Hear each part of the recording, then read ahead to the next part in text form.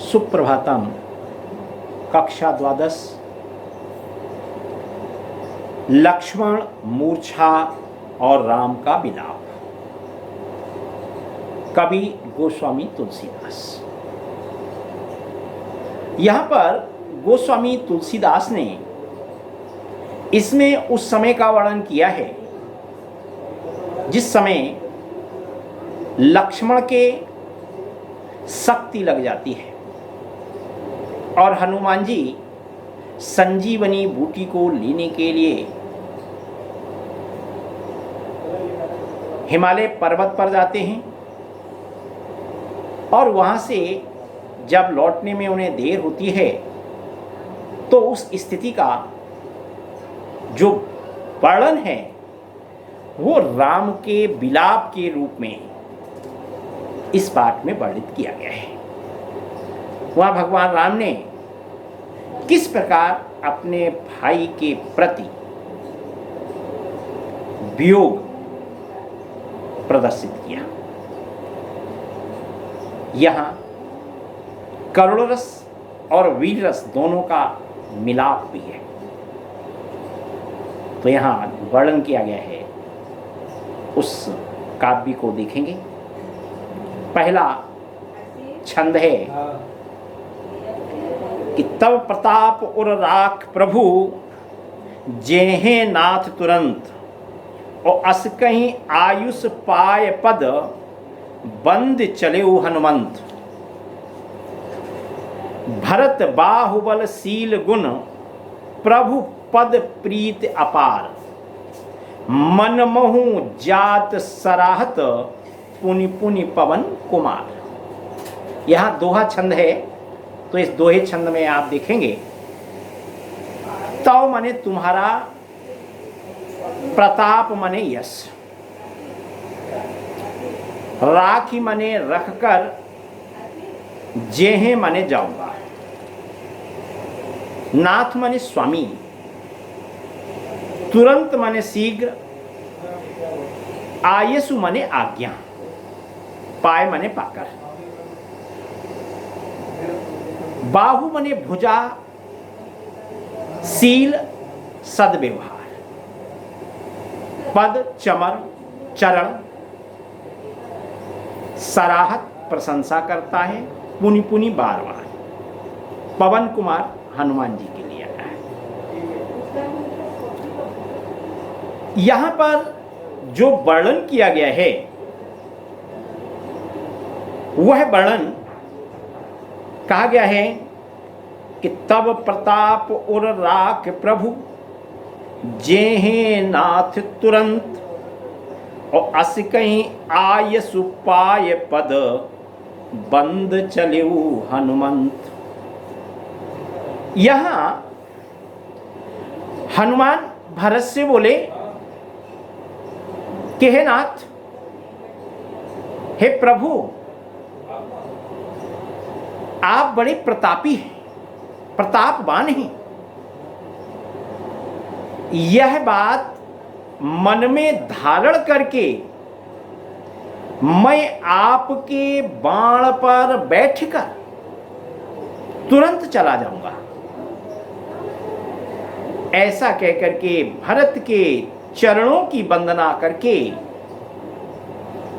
उनसे आज्ञा लेकर के हनुमान लंका की ओर चल पड़े। भरत बाहुबल शील गुण, गुण माने गुण, प्रभुपद प्रीत अपार, प्रीत माने प्रेम, अपार माने बहुत अधिक, मन महु जात सराहत और पुनि पुनि पवन कुमार। पवन कुमार नहीं, हनुमान जी। हनुमान जी भरत के बाहुबल, शील माने होता है शील, सरल व्यवहार, अर्थात सुकोमल व्यवहार, विविध प्रकार के गुण, गुण माने गुण, तथा राम के चरणों में अपार प्रेम देखकर मन मोह जात सराहत पुनि पुनि पवन कुमार उनकी मन ही मन में बार बार सराहना करते हुए जा रहे हैं।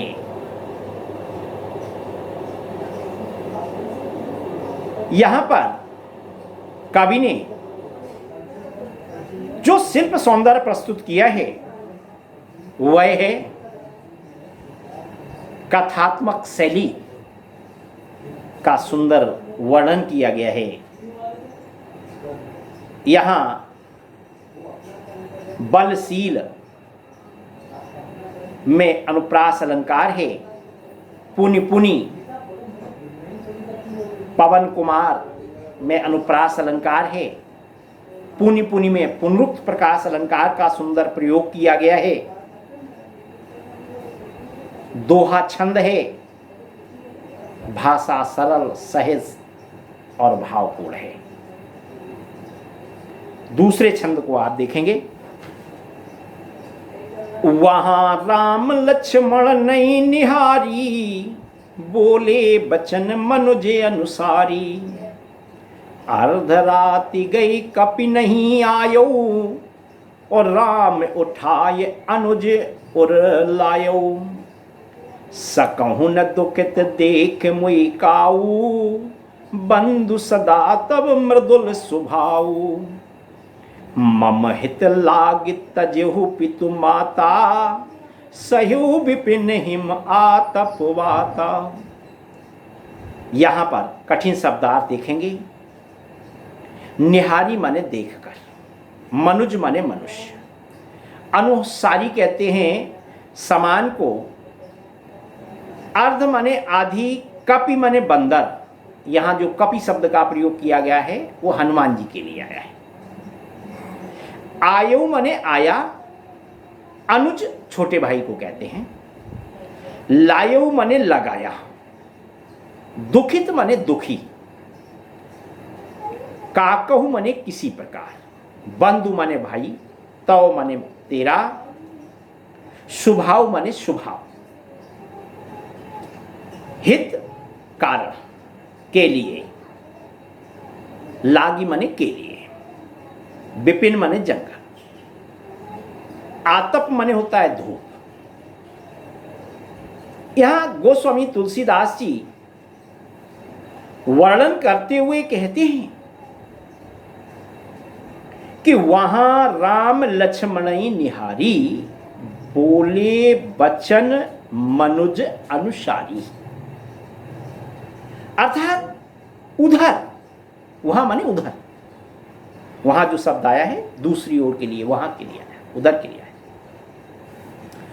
उधर लंका में राम ने मूर्छित लक्ष्मण की ओर देखा, निहारी माने देखा, वे अधीर होकर के मनुष्यों के समान, मनुज अनुसारी, अनुसारी कहते हैं समान, मनुष्यों के समान शोक भरे वचन कहने लगे कि अर्ध रात गई कपि नहीं आयो, राम उठाए अनुज उर लायो। बाबा राम कहते हैं कि आधी रात बीत गई है, अर्धरात्रि आधी रात बीत गई है,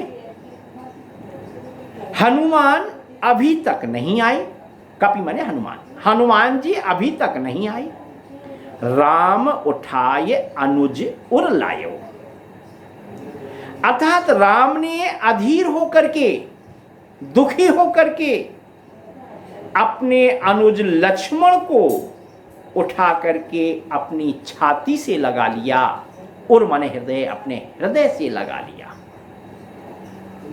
सकहु न दुखित देख मुई काऊ, और बंधु सदा तब मृदुल सुभाऊ। यहां पर राम बोले कि हे भाई, तुम अपने होते मुझे कभी दुखी नहीं देख सके, बंधु सदा तव मृदुल स्वभाव, तुम्हारा स्वभाव सदा से ही ऐसा कोमल और मृदु रहा है। मम हित लाग तजेउ पितु माता, तुमने मेरे हित के लिए ही अपने माता पिता तक को त्याग दिया और सहयो विपिन हिम आतप बाता, और जंगल में रह करके बर्फ, धूप और आंधी तूफान के कष्टों को सहते रहे हैं। यहां पर शिल्प सौंदर्य का वर्णन किया गया है। यहां भाषा अवधि है, दोहा छंद का प्रयोग किया गया है। अत्यंत कोमल, सरस और भावपूर्ण भाषा का प्रयोग किया गया है। यहां पर करुण रस का वर्णन है। अनुप्रास अलंकार की छटा से पूरे काव्य में सुंदरता आ गई है। भरत बाहुबलशील बोले बचन, मन महु जात सराहत तजेउ पितु माता। इसमें अनुप्रास अलंकार का सुंदर प्रयोग किया गया है। अगला चरण देखेंगे कि सो अनुराग कहा अब भाई, उठो न सुनी मम बच बिकलाई। जो जन त्यो बन बंधु बिछोहु, पितु बचन मन तेउ नहीं ओहु। सुत बित नारी भवन परिवारा, हुई हैं जाहि जगवारई वारा। अस विचार जिये जागहूं ताता, और मिले न जगत सहोदर भ्राता। कठिन शब्दार्थ देखेंगे।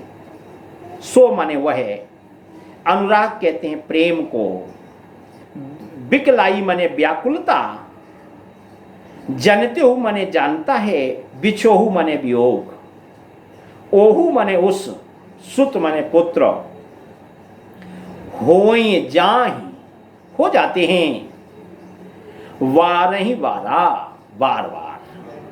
अस माने ऐसा, विचार विचार करके, जिय माने दिल में, जागहु माने जागो। ताता यहां भाई के लिए प्रयोग किया गया है। तात माने वैसे पिता होता है, लेकिन ताता भाई के लिए, सहोदर सगा भाई। तो यहां पर गोस्वामी तुलसीदास जी वर्णन करते हुए कहते हैं कि ओ अनुराग कहाँ अब भाई, उठहु न सुनी मम बचन बिकलाई। प्रभु राम चंद्र जी अपने प्रिय भाई लक्ष्मण को संबोधित करते हुए कहते हैं कि तुम्हारा वह पहले जैसा प्रेम अब कहां है। अनुराग माने प्रेम, कहां है। उठहु न सुनी मम बचन बिकलाई, तुम मेरे व्याकुलतापूर्ण वचन सुनकर के उठते क्यों नहीं हो। जो जन त्यो बने बंधु बिछोहु, अर्थात यदि मुझे पता होता कि मुझे वन में अपने भाई से बिछुड़ना पड़ेगा, तो मैं पितु वचन मन त्यो नहीं ओहु, तो मैं अपने पिता के वचन मानने से इनकार कर देता और वन में ना आता। सुत वित नारी भवन परिवारा, और होय जाहि जगवारहि वारा। भाई लक्ष्मण को संबोधित करते हुए प्रभु राम कहते हैं कि इस संसार में पुत्र, सुत माने पुत्र, पुत्र, वित्त धन, नारी अर्थात पत्नी, भवन मकान, परिवारा, परिवार बार बार बनते हैं। कि इस संसार में पुत्र, धन, पत्नी, मकान और परिवार तो बार बार बनते हैं और बिगड़ते हैं, किंतु हुई है जाहि जग बारही बारह। किंतु इस जीवन में आते और चले जाते हैं। अस विचार जिय जागहु ताता और मिले हैं न जगत सहोदर भ्राता। परंतु सगा भाई चाह कर भी दोबारा नहीं लाया जा सकता है। मन में यह विचार करके तुम तुरंत ही जाग जाओ, ऐसा प्रभु राम लक्ष्मण जी को मूर्छित देख करके वर्णन करते हुए कहते हैं। अगला चरण देखेंगे कि अस पंख बिनु जग अति दीना और मणि बिनु फनि करिवर करहीना और अस मम जीवन बंधु बिनु तोही जो जन देव जियावे मोही जे हो अवध कवन मुहलाई नारी हेतु प्रिय भाई गमाई बरु अपजस सहित्यु जग माही और नारी हानि विशेष क्षति नाही। कठिन शब्दार्थ देखेंगे। जथा माने जिस प्रकार, खग माने पक्षी, दीना यानी दुखी, दरिद्र, फनी माने सांप, मणि माने मणि, करिवर, करिवर कहते हैं हाथी को, कर माने शूण, ऐसे कर माने हाथ भी होता है लेकिन यहां हाथी की शूण को लिया गया है। हीना माने से रहित, अस माने ऐसा, मम माने मेरा, वंदु माने भाई, जड़ माने कठोर, देव किस्मत भाग्य का वर्णन है। जियावे माने जीवत रखें, अवध अयोध्या के लिए वर्णित किया गया है। कवन माने कौन, हेतु के लिए प्रयोग किया गया है। अपजस माने होता है कलंक या अपयस, क्षति माने होता है नुकसान। यहां पर गोस्वामी तुलसीदास जी वर्णन करते हुए कहते हैं, जथा पंख बिनु खग अति दीना और मणि बिनु फनी करिवर करहीना। यहां पर जो गोस्वामी तुलसीदास जी ने कहा है तो प्रभु राम लक्ष्मण को संबोधित करते हुए कहते हैं कि हे लक्ष्मण, हे मेरे भाई, जिस प्रकार से पक्षी पंखों के बिना दीनहीन हो जाता है, जैसे मणि के बिना सांप और सूंड के बिना हाथी की दुर्दशा होती है, अस मम जीवन बंधु बिन तो ही जो जड़ देव जिया वही मोही। यहां पर प्रभु राम जी कहते हैं कि इनकी जिस प्रकार से दुर्दशा होती है, अभी मैंने जो बताया सांप की, हाथी की, वैसे ही यदि दुर्भाग्य ने कठोरता पूर्वक मुझे तुम्हारे बिना जीवित रखा तो मेरे जीवन की दशा भी ऐसी ही हो जाएगी। जय हूं अवध कवन मुह लाई और नार हेतु प्रिय भाई कमाई। यहां पर प्रभु राम जी कहते हैं कि मैं, प्रिय भाई, मैं अयोध्या में कौन सा मुंह लेकर के जाऊंगा, क्योंकि लोग मुझसे कहेंगे कि देखो, इसने अपनी पत्नी के लिए सगे भाई को भी गमा दिया है। बरु अपजस सहतेउ जग माही, और नारी हानि विशेष क्षति नाही। प्रभु राम कहते हैं कि मैं नारी को खोने का अपयश तो फिर भी सह लूंगा, अर्थात उसकी क्षति को मैं सहन कर लूंगा, लेकिन जो लोग मुझे कायर कहेंगे कि पत्नी को रावण ने छीन लिया, उसको मैं कैसे सहन कर पाऊंगा, क्योंकि इस विशेष परिस्थिति में पत्नी की हानि उतनी बड़ी बात नहीं है जितनी कि भाई को खोने की है। प्रभु राम यहां पर कहते हैं कि पत्नी चली गई चली जाने, लेकिन भाई को नहीं खोना चाहिए था। लोग मुझे कायर कहेंगे, लोग मेरा उपहास उड़ाएंगे कि देखिए पत्नी के लिए अपने भाई को भी इसने खो दिया। यहां पर शिल्प सौंदर्य को देखेंगे। जथा पंख बिनु, में जो अलंकार का सुंदर प्रयोग किया गया है, यहां पर अवधी भाषा का प्रयोग है। भाषा अत्यंत कोमल सरस भावपूर्ण है। चौपाई छंद का सुंदर प्रयोग है। सुत वित वारही वारा बंधु विन में अनुप्रास अलंकार का सुंदर प्रयोग किया गया है।